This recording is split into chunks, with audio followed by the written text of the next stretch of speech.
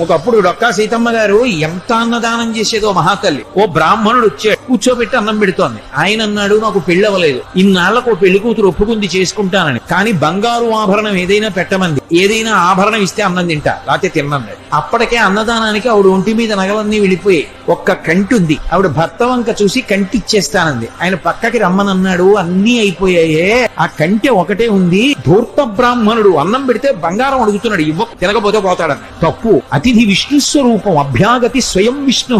కాబట్టి ఆయనకి అన్నం పెట్టినప్పుడు బంగారం ఇచ్చేస్తాను. ఏమవుతుంది? పెళ్లి చేసుకుంటాడు, మంచిదేగా. కంటే ఒంటి మీద ఉంటే ఏమవుతుంది? శాశ్వతమా? పుణ్యం శాశ్వతం. ఇస్తానంది, నీ ఇష్టం.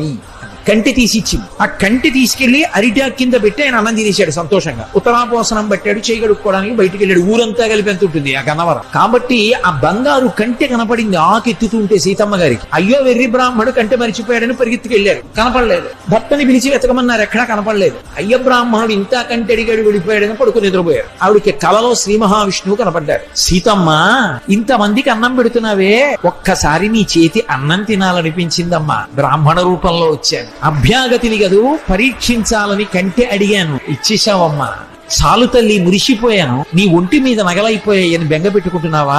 ఇంతకింత బంగారం నేను ఇస్తాలే అమ్మా. ఆవిడ లేచి భర్తకి చెప్పింది కళ. ఎప్పుడు దున్నే పొలమే.